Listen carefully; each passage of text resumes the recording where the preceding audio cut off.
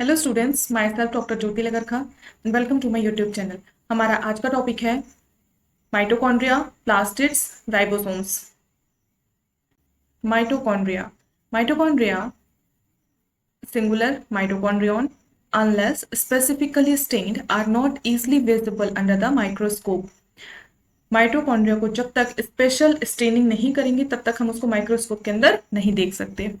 The number of mitochondria per cell is variable depending on the physiological activity of cells। हर cell में mitochondria का number अलग होता है, डिपेंड करता है कि सेल की फिजियोलॉजिकल एक्टिविटी क्या है। जो सेल फिजियोलॉजिकली एक्टिव ज़्यादा रहेगी उसमें माइटोकॉन्ड्रिया के नंबर ज़्यादा रहेंगे, और जिस सेल में फिजियोलॉजिकल एक्टिविटी कम रहेगी उसमें माइटोकॉन्ड्रिया कम रहेंगी, क्योंकि उसको एनर्जी की ज़रूरत कम है। In terms of shape and size also, considerable degree of variability is observed। Typically, shape and size में भी अगर हम देखें तो हर सेल में माइटोकॉन्ड्रिया का शेप और साइज अलग होता है।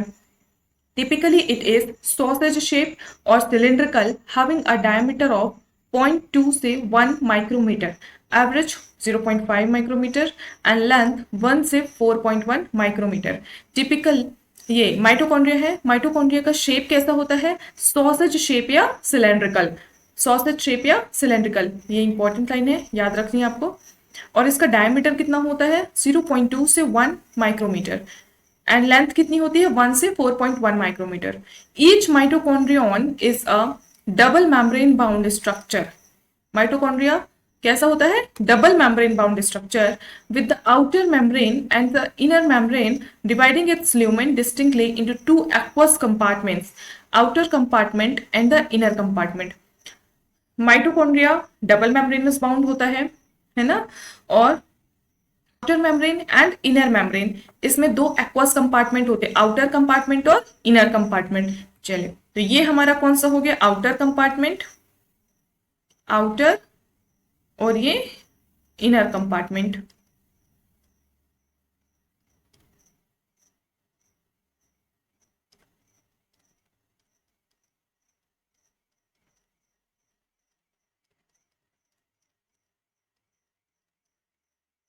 द इनर कंपार्टमेंट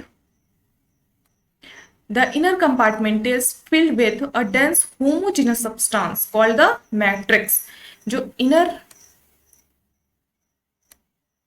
जो हमारा इनर कंपार्टमेंट है, इनर कंपार्टमेंट में होमोजेनस सब्सटेंस भरा हुआ होता है, जिसको हम क्या बोलते हैं? मैट्रिक्स।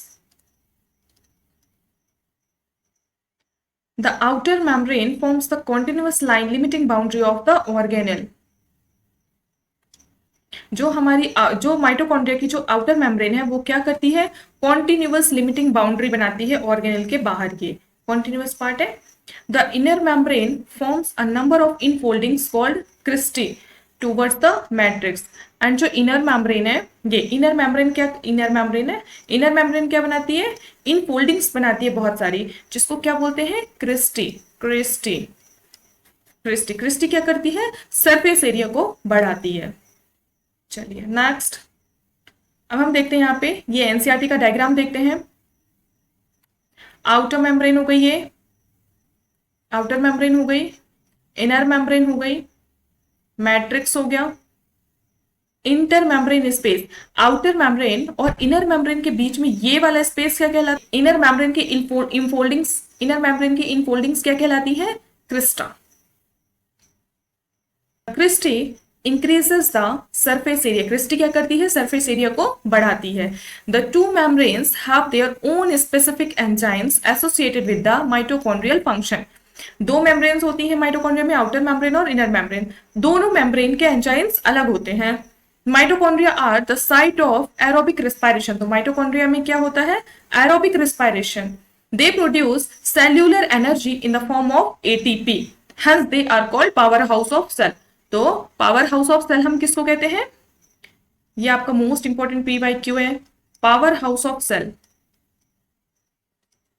माइटोकॉन्ड्रिया को, माइटोकॉन्ड्रिया, ये आपका बहुत इंपॉर्टेंट PYQ है। The matrix also possesses single circular DNA molecule, few RNA molecules, ribosomes 70S, and the components required for the synthesis of proteins. The mitochondria divide by fission. तो mitochondria का जो matrix है, mitochondria के matrix में क्या क्या मिलता है? Single circular DNA molecule, few RNA molecules, ribosomes, कौन से ribosome? 70S ribosome, 70S ribosomes and components जो प्रोटीन सिंथेसिस के लिए जरूरी हैं। और ये most important line, the mitochondria is divided by fission. Mitochondria में डिवीजन कैसा होता है? फिजन के द्वारा। माइटोकॉन्ड्रिया फिजन के द्वारा डिवाइड होता है। चलिए नेक्स्ट ये क्वेश्चन देखते हैं हम कर्नाटका नीट 2013 का क्वेश्चन है। कर्नाटका नीट 2013 का क्वेश्चन है। Select the alternative giving correct identification and function of the organelle A in the diagram. ये हमको ऑर्गेनिल ए पहचानना है। पहचान लेंगे सब लोग। Mitochondria produce cellular energy in the form of ATP. ये हमने पढ़ा है अभी, ठीक है, लेकिन हम ऑप्शन चारों देखेंगे। तो गोल्जी बॉडी है क्या ये? नहीं। इसको स्ट्रक्चर से पहचानना है। Lysosomes? No. Endoplasmic reticulum? No. Plastids, very important topic, plastids are found in all plant cells and in euglenoids। plastid कहाँ मिलते हैं? सभी plant cells में और euglenoids में। these are easily observed under the microscope as they are large। क्योंकि plastid का size large होता है इसलिए इनको स्टेनिंग की जरूरत नहीं पड़ती, जैसे कि माइटोकॉन्ड्रिया में हमको स्पेशली स्टेनिंग करनी पड़ रही थी क्योंकि उनका साइज छोटा था, इसलिए बिना स्टेनिंग के हम माइटोकॉन्ड्रिया को नहीं देख पा रहे थे। लेकिन प्लास्टिड का साइज बड़ा होता है इसलिए हम प्लास्टिड को बिना स्टेनिंग के देख सकते हैं। They bear some specific pigments thus imparting specific colors to the plants। Plastid में कुछ स्पेशल पिगमेंट्स होते हैं जो प्लांट को स्पेसिफिक कलर्स देते हैं। Based on the type of pigments plastid कितने तरह के होते हैं? 3 तरह के, क्लोरोप्लास्ट, क्रोमोप्लास्ट एंड ल्यूकोप्लास्ट। ठीक है, तो प्लास्टिड कितने टाइप के होते हैं? 3 टाइप के, chloroplast, chromoplast and leucoplast. Chloroplast, chromoplast and leucoplast. The chloroplast, अब हम क्लोरोप्लास्ट के बारे में देखते हैं। The chloroplast contain chlorophyll. Chloroplast में क्या होता है? क्लोरोफिल एंड कैरोटिनॉइड पिगमेंट्स होते हैं which are responsible for trapping light energy essential for photosynthesis. तो क्लोरोप्लास्ट में क्लोरोफिल एंड कैरोटिनॉइड पिगमेंट्स होते हैं जो कि फोटोसिंथेसिस की प्रोसेस में लाइट एनर्जी को ट्रैप करने के लिए रिस्पॉन्सिबल होते हैं। क्लोरोप्लास्ट में chlorophyll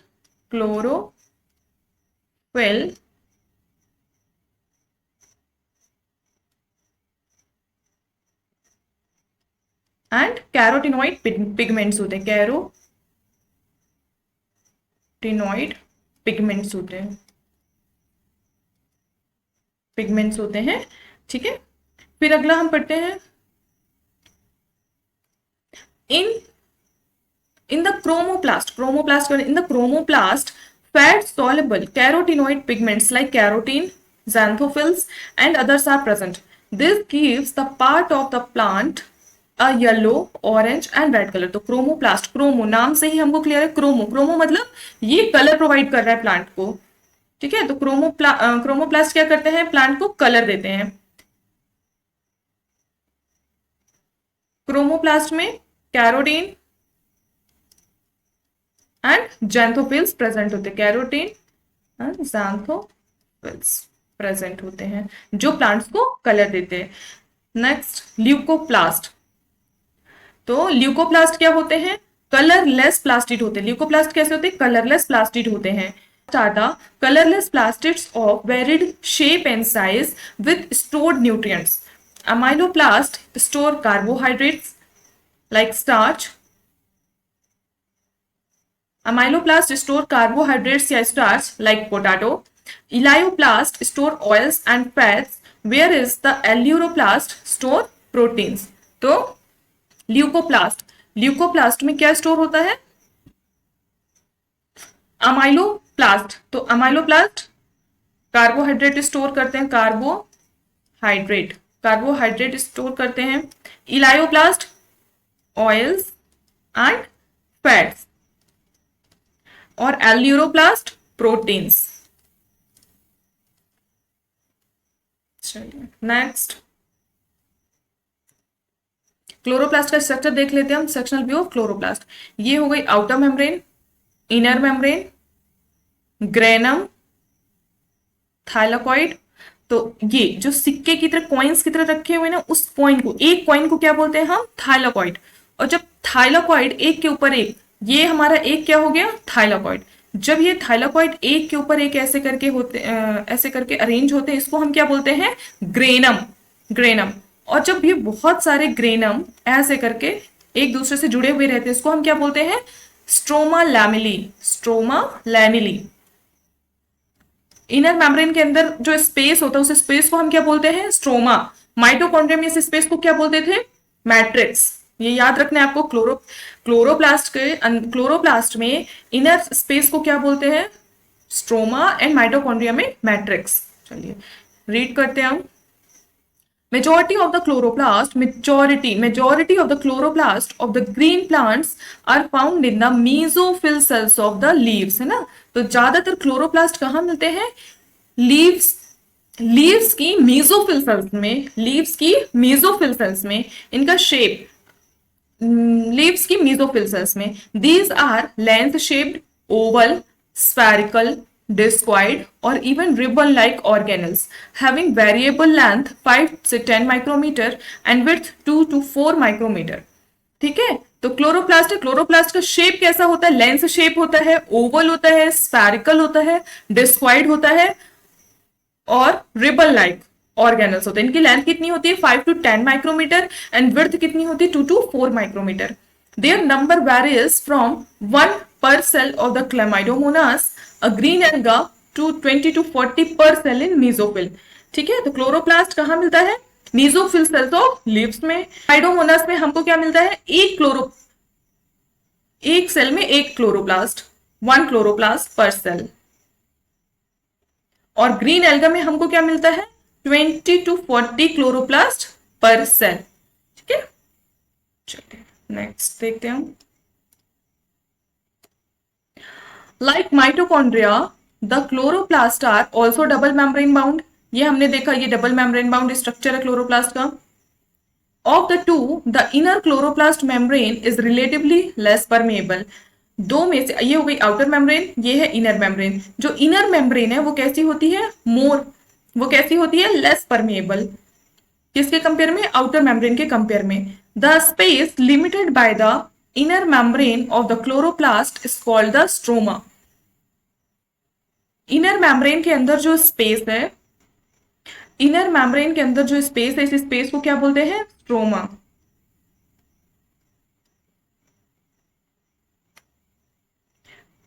A number of organized flattened membranous sacs called the thylakoids। बहुत सारे ऑर्गेनाइज्ड फ्लैट मेम्ब्रेनस सैक्स होते हैं जिसको हम क्या बोलते हैं? Thylakoids. Are present in the stroma. Stroma में बहुत सारे फ्लैट मेम्ब्रेनस सैक होते हैं जिसको हम क्या बोलते हैं? Thylakoid. Thylakoids are arranged in stacks like the piles of coins called grana, है ना? थाइलाकॉइड पिछली स्लाइड में मैं समझा चुकी हूं। ये सिंगल क्या होता है? एक सिंगल क्या होता है? ये है थाइलाकॉइड। और जब थाइलाकॉइड कॉइन्स के रूप में ऐसे, जैसे कॉइन को कलेक्ट करते हैं ना अपन, ऐसे हो जाता है, इसको ऐसे ऑर्गेनाइज हो जाता है, तो इसको बोलते हैं हम ग्रेना। ग्रेना। और ये सिंगल क्या कहला रहा है? थाइलाकॉइड। थाइलाकॉइड। ठीक है,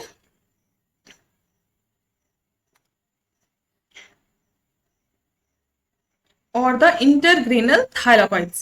In addition, there are flat membranous tubules called the stroma lamellae connecting the thylakoids of the different grana।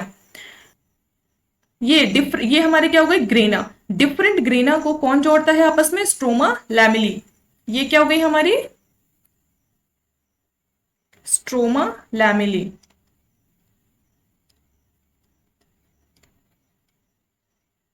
ये outer space, outer membrane, inner membrane. The membrane of the thylakoid enclose a space called lumen. Thylakoid के अंदर का जो space है ये, इसको हम क्या बोलते हैं? Lumen. The stroma of the chloroplast contains enzyme required for the synthesis of carbohydrates and proteins. Chloroplast का जो स्ट्रोमा है, दिस पार्ट, क्लोरोप्लास्ट का जो स्ट्रोमा है, यहाँ पे एंजाइम्स मिलते हैं. कौन से एंजाइम? जो कार्बोहाइड्रेट और प्रोटीन की सिंथेसिस के लिए जरूरी होते हैं. और क्या मिलता है इसमें? It also contains small double stranded circular DNA molecules and ribosomes. Chlorophyll pigments are present in thylakoids. Thylakoids में क्या प्रेजेंट होते हैं? Chlorophyll pigment. ये अगेन बहुत इंपॉर्टेंट क्वेश्चन है आपको. ये मैं इसको यहाँ पे मार्क कर देती हूँ. ये बहुत इंपॉर्टेंट लाइन है. Chlorophyll pigments are present in thylakoid. Thylakoid में क्लोरोफिल पिगमेंट्स मिलते हैं. The ribosome of the chloroplast are smaller 70s than the cytoplasmic ribosomes 80s. तो 2015 का क्वेश्चन है, देखते हैं. Match the following. 2015 का क्वेश्चन है, मैच द कॉलम. थाइलाकोइड्स, क्रिस्टी, ये हमें ऑर्गेनेल्स माइटोकॉन्ड्रिया के अंदर के नाम, ये हमें यहाँ पे name thylakoid, cristae, cisternae and chromatin. और यहाँ पे हमको इनके शेप एंड स्ट्रक्चर्स वगैरह दिए हुए. तो इसमें थाइलाकोइड से क्या मैच कर रहा है? इसमें से थाइलाकोइड क्या है? Flat membranous sac in stroma.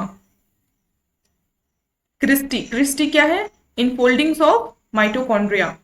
Cisternae क्या है? Disc shape sac in Golgi apparatus. Chromatin क्या है? Condensed structure of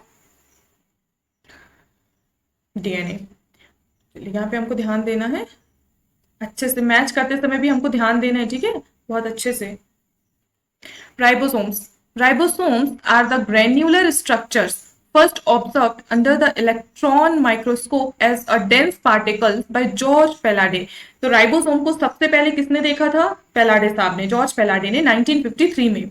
they are composed of ribonucleic acid, RNA and proteins and are not surrounded by any membrane. Most important line, not surrounded by any membrane. ठीक है, ये किसके बने हुए होते हैं? RNA एंड प्रोटीन के. और किसी भी मेम्ब्रेन, इनके चारों, RNA के चारों तरफ कोई भी मेम्ब्रेन नहीं होती, नॉन मेम्ब्रेन बाउंड है. The eukaryotic ribosomes are 80s while the prokaryotic ribosomes are 70s. तो eukaryotic ribosomes 80s होते हैं और जबकि prokaryotes के ribosomes 70s होते हैं. Each ribosomes has two subunits, larger and smaller subunit. ठीक है, हर राइबोसोम के दो सब यूनिट्स होते हैं, एक larger and smaller. The two सब यूनिट्स ऑफ 80s राइबोसोम्स की दो सब यूनिट होती है, 60s एंड 40s. जबकि 70s राइबोसोम्स की दो सब यूनिट कौन कौन सी होती है? 50s and 30s. यहाँ पे एस क्या है? Svedberg unit stand for the sedimentation coefficient. ये जो 80s 70s है, ये हमको क्या बताते हैं? सेडिमेंटेशन कोफिशियंट है ये. It is indirectly a measure of a density and size. Both जो एस है, स्वेदबर्ग यूनिट, ये इनडायरेक्टली किसका मेजरमेंट बताती है? हमें डेंसिटी एंड साइज का. Both 70 and 80s ribosomes are composed of two subunits. ठीक है, अब हम यहाँ पे इसके सब यूनिट्स देखते हैं.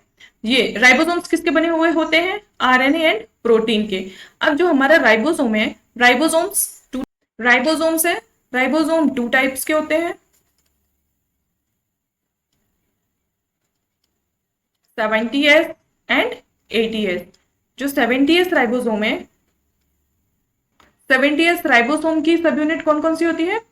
50s plus 30s. And 80s की कौन कौन सी है? 60s plus 40s. ये दो सब यूनिट्स. ठीक है, ऐसे ही इंटरेस्टिंग वीडियोस पाने के लिए चैनल को लाइक, सब्सक्राइब एंड शेयर करें. Thank you.